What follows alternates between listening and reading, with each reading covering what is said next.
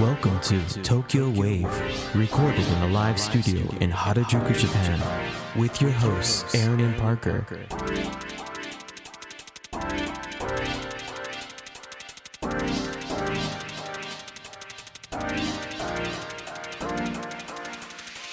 All right, everyone, welcome to episode 22 of Tokyo Wave. We're your hosts Aaron Randall and Parker Allen. On Tokyo Wave, we bring you weekly updates from our studio in Harajuku.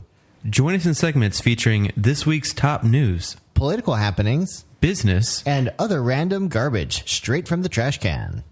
So to get us started, here are this week's top news highlights. Government to ease Japan entry ban for foreign residents.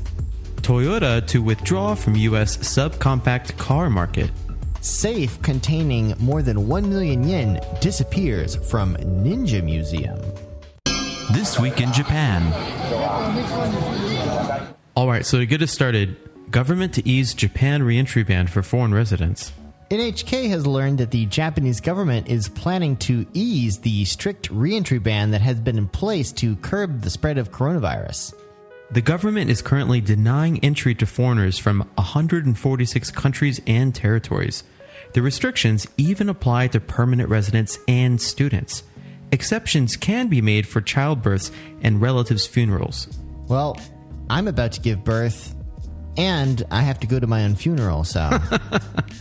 That might get you in. But probably not. So the government is planning to allow the re-entry of all resident status holders on the condition they take PCR tests and quarantine themselves for 2 weeks at designated hotels. So the measures are similar to those currently taken for Japanese travelers. About 2.6 million foreign nationals currently hold resident status in Japan. Officials are preparing to expand the testing capabilities at Narita and two other major airports to 10,000 people per day next month to meet the demand. So, Parker, is our call finally answered and we can finally travel to and from specified locations? I mean, I'll believe it when I see it, right? Yeah. And so I think we're going to see an announcement, if maybe the announcement's already come out by the time this episode is released, but once the official guidance is finally out. And you know, it's funny because I had already seen, I think it was Japan Airlines just a few days ago, announce that they're going to raise the number of flights per day from foreign destinations. So it's kind of like this was being planned behind the scenes, and of course, the foreigners are the last people to hear about it, right? Yeah, they finally got to us. All right, assholes, you can come back in. Stink up the place with your COVID. What's the first place you want to travel to overseas if you get the chance? Nowhere? God, now that I know, a bunch of COVID-ridden gaijins are going to come and, spread the virus in Tokyo, maybe we should go hide somewhere. Get a place out in Inaka. That is the plan. Yeah.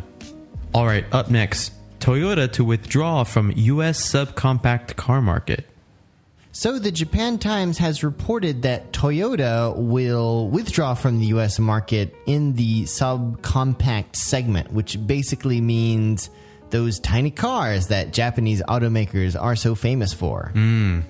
So currently, the Yaris is the only subcompact car sold by the automaker in the U.S. Toyota will stop selling the model once stock runs out. Toyota will narrow its product range for the U.S. market, where larger vehicles such as SUVs and armored tanks apparently are more popular than these subcompact cars.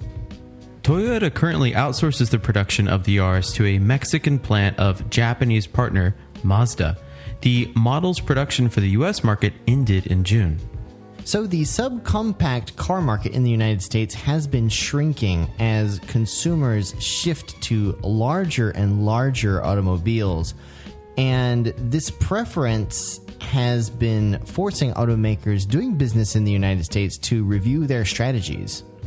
Last year, Toyota stopped selling the Aqua subcompact car in the U.S. and limited its subcompact lineup for the U.S. market to sedan and hatchback models of the Yaris.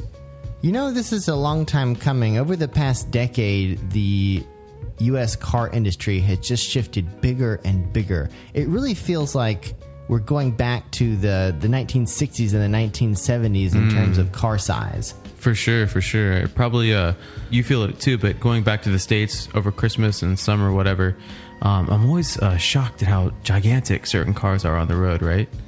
Recently, there was an article in the Wall Street Journal that took issue with the massification of trucks sold in the U.S.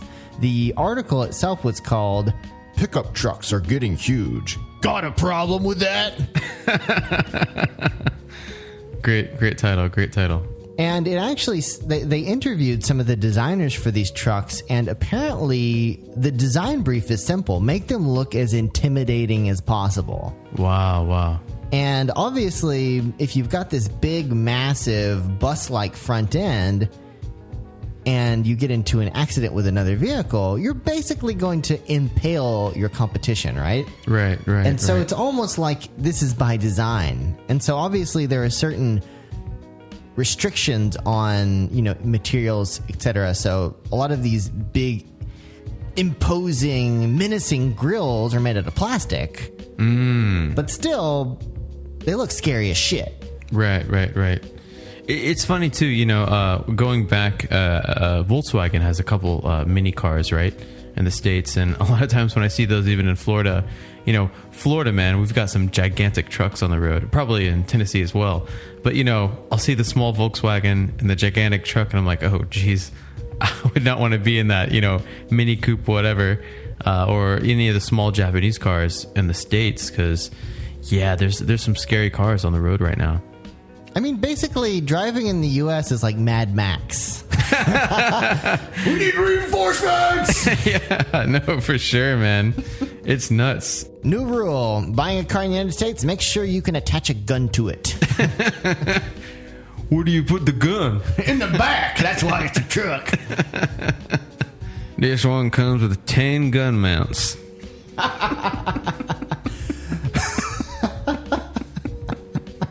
Only 10? That's a whooshy car. Well, 10's not enough. We got a 16er over there. You got someone riding in the side seat that can get on the wheel. You can hop right out Mad Max style, pick up the machine gun, and just start railing. Maybe there's a solution to this. So, do the cars actually need to be big, or do they need to just look big? So maybe they could make a subcompact that looks massive. Oh. And give it like a massive name. Like instead of the Toyota Yaris, it could be the Toyota Impaler. Toyota Goliath. Up next, safe containing more than 1 million yen disappears from Ninja Museum.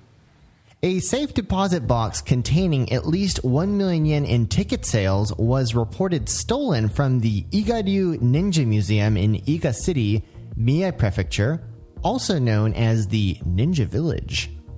According to the Igaryu Ninja Museum and local police, a security company reported to police when the museum alarm was sounding at about 1:30 a.m. on August 17th.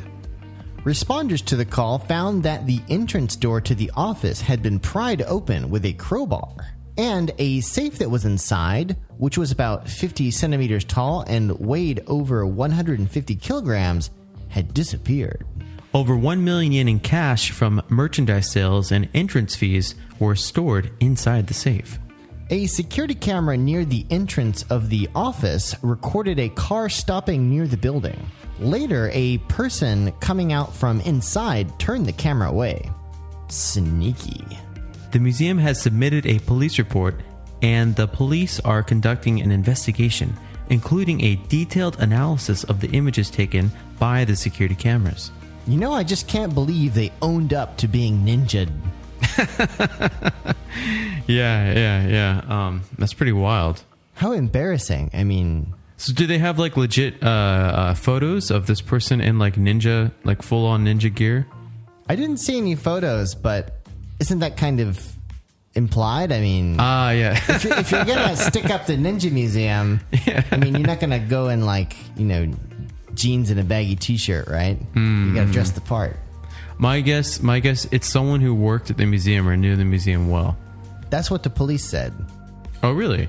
Well, that's Crouching Tiger, Hidden Dragon. When she steals the Sword of Destiny, the first thing that the local police say, it must have been someone who lives on the premise because they know it so well, right? It was an inside job. Exactly. Exactly. So the director of the Igado Ninja Museum said in a statement, "They got all our entrance fee revenue from the Obon Week. I am disappointed because we were still trying to recover from the pandemic." That is pretty sad, but this kind of robbery and theft, I think is kind of to be expected given the current economic situation. I guess even ninjas are falling on hard times right now. Or they're making a comeback. All their shit's going to start disappearing, man. Wait, where'd my computer go? So I wonder if they're going to take the Wu-Tang Clan in for questioning. A big question our listeners might have, are ninjas still a thing? Like, do they still train ninjas here in Japan? Wasn't it Mie-ken that recently put out an ad for ninja? Maybe. Like maybe it was this place. They were looking to hire a ninja. And maybe these dopes at the Ninja Museum hired a good one. I mean, if you're the head of the Ninja Museum, shouldn't you be like a really good ninja and stay there all night to protect the loot? Oh, for sure. Or have like traps and stuff set up because you're expecting. I mean, all they had was a security camera and a safe. I mean, they should have had like freaking lasers or dungeons, dragons. That would have been way more epic. Yeah. At least a laser room, Yeah, seriously. Yeah. I mean, the moving laser room. Yeah. Right? Yeah. Maybe Nick Cage got it. Hopefully, we can only hope. He's good at randomly appropriating things like that, And it's always for a good cause. I'm a ninja. I mean, didn't he rob a museum in a movie? Yeah, I think there's been it's a whole trilogy now, National Treasure, I think is the name of it. And they just constantly are robbing stuff. National Treasure 4. Nicolas Cage becomes a ninja and then robs a ninja museum of a somewhat petty amount of money. National Treasure 4. The Last Ninja. Coming soon. And of course, it's a white guy. Their front poster's like Nick Cage in like a ninja outfit, like crossing his hands. He just wears a Fu Manchu beard. I mean, it's not exactly a ninja thing, but I mean, it's Hollywood. They don't know the difference. Yeah, no, for sure. Well, speaking of Hollywood making hilarious cast decisions, something recently that I saw on Twitter was, who was it? You remember Lucy Liu played Yakuza boss in Kill Bill. Yes. And obviously, she's not Japanese, doesn't speak Japanese. Orin was her name, character name. And apparently, someone on Twitter was saying that when Kill Bill had premiered in theaters, everyone was watching the scene, and all of a sudden, Lucy Liu starts speaking gangster Japanese, and of course, the worst possible, gaijin doesn't speak Japanese accent. And apparently the theater, which, Japanese theater goers, they're not very loud, right? It's like, it's like a movie theater. It's totally quiet. Yeah. Apparently it was riotous. No way. And everybody went nuts. Oh my God, because they were angry. No, it was hilarious. Oh shit. I mean, it's the serious scene, right? It's just like, Omae Tachi! Yeah. Well, there's so many. I mean, Uma Thurman also has a lot of Japanese dialogue in it, and she's actually speaking Japanese.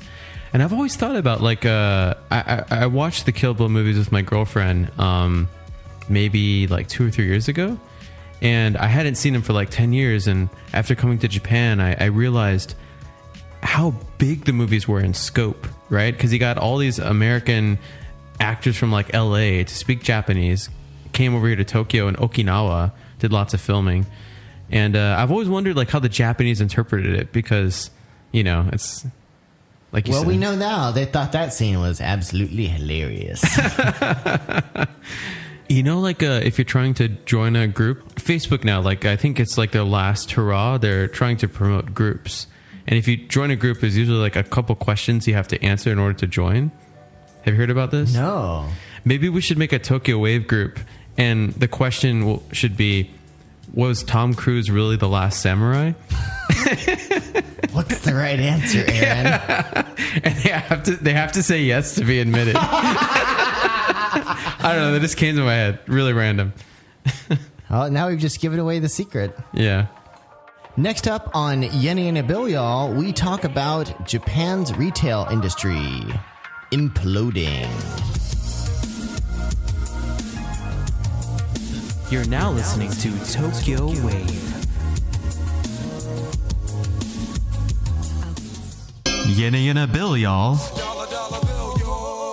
All right, so for this week on Yenny and a Bill, y'all, we're going to be talking about Japan's department stores struggling for direction in the age of COVID. Nikkei Asian Review recently published a piece on the harsh realities facing the Japanese retail industry. The woman's floor of the Takashimaya Nihonbashi department store was filled with colorful summer outfits and red and yellow sales signs, and shop attendants waiting to greet customers with friendly calls of "Irashaimase" or "Welcome." The only thing missing was the customers. So Takashimaya's midsummer sales campaign usually attracts throngs of bargain-hungry shoppers, and I know this because I used to live right next to it, and it is crazy.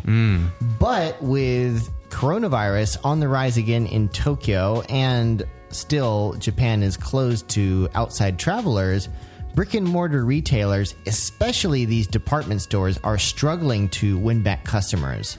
For instance, sales at the Takashimaya in Nihonbashi in July, which is normally one of its busiest months, dropped by 18%. Wow. Takahiro Kazahaya, a retail analyst at Credit Suisse Securities, described the situation bluntly. Department stores have become a place that consumers do not want to go. Department stores around the globe were already struggling with the rise of e-commerce when the coronavirus struck. Recent high-profile bankruptcies in the U.S. include Neiman Marcus and JCPenney. And also, my local operator of shopping malls, CBL, which owns, I think, over 100 malls across the United States. Wow. That's nuts. Japanese department stores, previously known as the pinnacle of the Japanese retail industry, were considered to be in a more secure position than their global peers thanks to the relatively low penetration of e-commerce in Japan and the recent influx of tourism.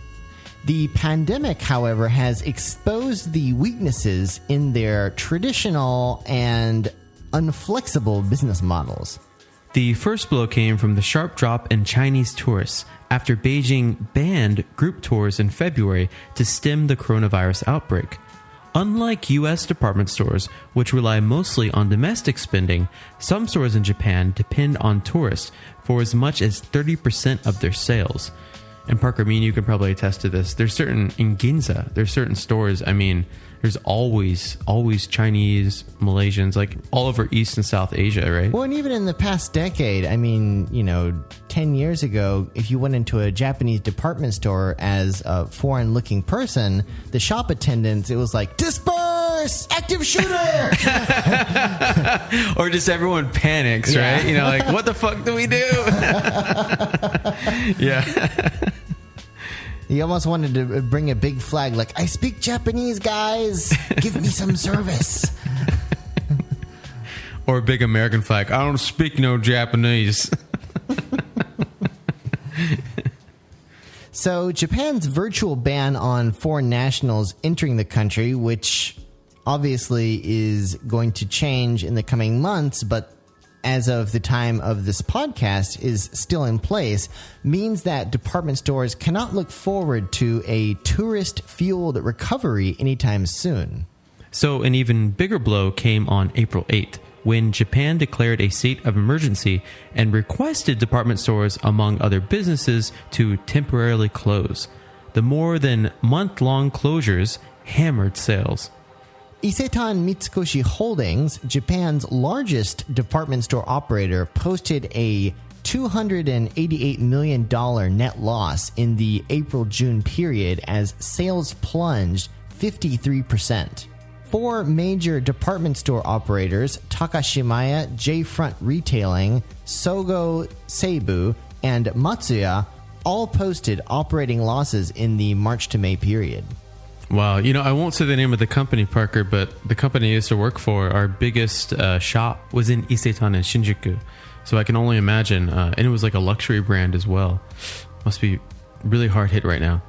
So department stores have since reopened after the state of emergency was lifted, but a spokesperson for Takashimaya said that it will take time for the industry's sales to recover to pre-COVID levels. Kazuhaya of Credit Suisse attributes this to changes in consumer behavior. Whereas shoppers used to take the train to a downtown department store and spend hours browsing, he said they now drive to stores near their homes and spend less time shopping. This is the new norm of consumer behavior in the time of the coronavirus. The department store's strength of being located in the heart of the city near a station does not work anymore. I can attest to this too. I've started just going more local personally. I don't venture as deep into the city as I used to, especially Shinjuku and areas like that.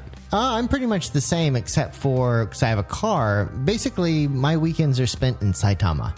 Yeah. Same. I mean, there's no deep Tokyo venturing for me recently. Especially, the main area I really liked to, kind of go crazy in. When I say go crazy, I mean drink and stuff. Shinjuku. But as we both know, Shinjuku and specifically Kabukicho are the most dangerous place to be in Japan right now for COVID. So, yeah, Shinjuku, Shibuya, Ginza really haven't been there since COVID at all. Oh, wow. So while traditional brick and mortar stores are struggling, e-commerce players are cashing in on the pandemic and shoppers' new tendency to stay home.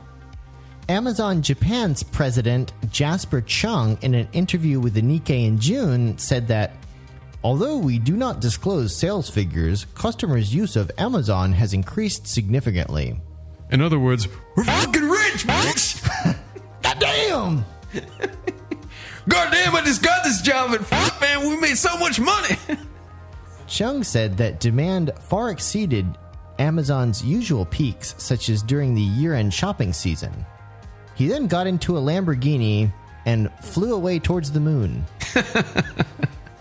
Online fashion retailer Zozo said on July 31st that it expected a 47% increase in net profit for fiscal 2021. Zozo's CEO, Kotaro Sawada, said its online business is strong amid the pandemic. Department stores are trying to jump on the online shopping bandwagon, but it's less than certain whether or not they'll be able to catch up to lost ground. Isetan Mitsukoshi Holdings is aiming to boost its online sales from 25 to 30 billion yen this year by increasing the number of items on its online store. I didn't even know they had an online store. Yeah, that's the issue. I think it's kind of like stocks, right? Stonks. Yeah, it's if you were in before the boom, you're good. But people trying to jump on the bandwagon now, it's like, we have a store now. Nobody cares, man. Well, especially with online shopping, department stores are where you go when you want to have an experience and you want something nice and you're willing to pay a premium. Yes, absolutely. When you're shopping online, it's normally cheap, cheapity cheap. Yeah. You don't want to pay list price for anything. Exactly. Which is not the department store business model last time I checked. Yeah. That said, Takashimaya saw an 89% rise in online sales in the first quarter, mainly in food and cosmetics. Takashimaya said that it aims to further strengthen its e-commerce business. I guess that means they're buying more fax machines. So these online sales remain a very small percentage of the total for department stores. So there's still a lot of room for growth. So Isetan Mitsukoshi Holdings, which we just mentioned, online sales only accounts for 2% of their revenue. The fact here is department stores sell mostly high-end brands And these high-end brands tend to have their own online interfaces, which makes it difficult for department stores like Isetan to promote these brands on their own e-commerce operations. I think it depends on what floor you're on and what specific contract, but the company I used to work for, Isetan, takes a huge cut of all sales. So if you're a distributor or a manufacturer, you're going to mark up your stuff a lot in the Isetan stores, right? I think like the place I was at was like 35% cut, which is nuts, right? So imagine trying to go and sell that online for that price when you can get it on Amazon or ZozoTown for, Nope. Yeah, it's not going to work. Industry experts argue that even if department stores can increase online sales, e-commerce is not a magic bullet. So this Kazahaya at Credit Suisse said that department stores should ask themselves this question: can strengthening e-commerce really be a growth strategy?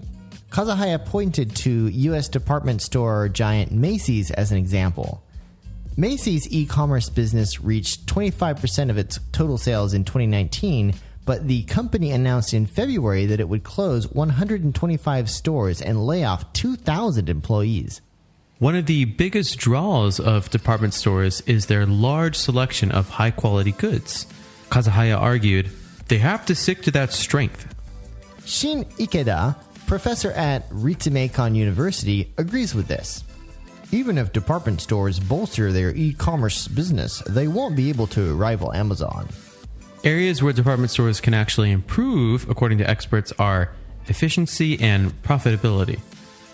So compared with counterparts in the United States, Japanese department stores rely more on rent from tenants. That means the operators themselves don't have to shoulder as much inventory risk, but it also pushes up the prices that shoppers have to pay. Mike Allen, an analyst at Jefferies Japan, said that if you look at the total costs of both the tenant and the department store and the whole entire business combined entities, it's very labor inefficient, adding that this inefficiency leads to higher prices that can turn away customers. Changing the traditional composition of the sales floor in Japanese department stores is another major challenge. These stores have largely relied on sales from apparel, which has declined more than 1 trillion yen over the past decade. One option is for department stores to rent out more space to large specialty stores like furniture chain Nitori or fast retailing. In a surprising move in February, electronics retailer Big Camera opened a store in Nihonbashi Mitsukoshi, one of Tokyo's most upscale department stores. That's funny because the Nihonbashi Mitsukoshi is my secret department store because it is the one with the least people in it. Yes. But also got some of the nicest stuff. Yes. My office is very close to there, so it's got some great restaurants around there too as well. That's right. Yeah. But I don't know. I don't know if they made it a fancy Big Camera or if it's just a normal Big Camera with the "Welcome to Big Camera, bye." Because Big Camera and Yodobashi and all these guys, they have this super annoying theme music that plays like it's so loud. Oh my god! It's overstimulation, man. Like the first time I came to Japan, I had my iPhone. I just took video of being inside Big Camera at Yodobashi, and I sent it to my friends. Because every TV is blaring different stuff, and then there's some guy, on the microphone, like screaming all the deals for the day. It is something else. I hope it's not like that in Mitsukoshi. Otherwise, I don't think I want to go there anymore. Yeah, that would annoy the hell out of everyone. So, despite the coronavirus headwinds, Allen does not think Amazon and other e-commerce players can ever fully take the place of brick-and-mortar department stores. Allen said that department stores can't really be replaced. The problem is how much do people need them and how efficient can they be? Well, I think he has a really good point. Speaking personally, my girlfriend was dying to go shopping, during the request to stay home back in May, I think it was. And I think as soon as that was lifted, she was at Ginza just every day for like a week. Wow. Yeah. So I mean, yeah, it's big, and I think you could see on TVs too. People were waiting outside shops. I mean, just dying to shop. I definitely feel like the retail recovery in Japan is going to be swifter than it is in other countries. Perhaps one reason might be that I think in Japan a lot less people have lost their jobs due to COVID. Ah, right. So people still have income, they just aren't spending it. But Right. there's a lot of that pent up potential demand or desire to go out and shop and consume. Absolutely. Yeah. I don't know about the situation in the United States, though, because obviously there is unprecedented unemployment. Yeah. I think the last I checked, it was at 10%. Wow. 30 million people unemployed. That's nuts, man. That number's crazy. But obviously, one thing that's hitting all sorts of retail is this perception of infection risk. And obviously, there's no way to completely eradicate it. So Right. all of these department stores and, other retail locations, hospitality locations, basically everywhere are trying to show their commitment to taking countermeasures to curb the spread of the virus. For sure. Yeah, the whole safety measures and everything. Actually, it was my birthday last week during Obon, and we did go out to eat in Ginza. But like the place we went to, they opened up the VIP area for everybody. So we got a VIP room in the back, and it was completely closed off. We had a gigantic table to sit at, and it was just me and my girlfriend, and gigantic table, beautiful view of the city. I was like, damn, this is pretty sweet. Wow. Super cheap too. Like we didn't pay the VIP prices or anything, because that's just what they have to do now. They have to open up all those areas in the back now. That would normally be like an extra, a couple $100 or whatever. Well, did you get to talk to the DJ? I did not get to talk to the DJ. Darn. There's been moments where I've walked into bars in Japan and the music's really good, and I'll ask the waiter, I'm like, who's playing this? Who's the DJ? And the DJ will sometimes come up to the table. Have you experienced this before? No, I don't think I've gone to a restaurant with a DJ in a while now. Oh, yeah. Not recently. Yeah, this was a couple of years ago, but yeah. And it was actually a guy I knew. Huh. We used to DJ together, but yeah. Yo, man, how's it going? Yeah, times are tough. Got a DJ here at Fridays. He was actually a Berkeley grad. No kidding. Yeah, dude. Like, Yo, waiter, get this guy some extra fries. it's on me, man. This is like the Don P of fries.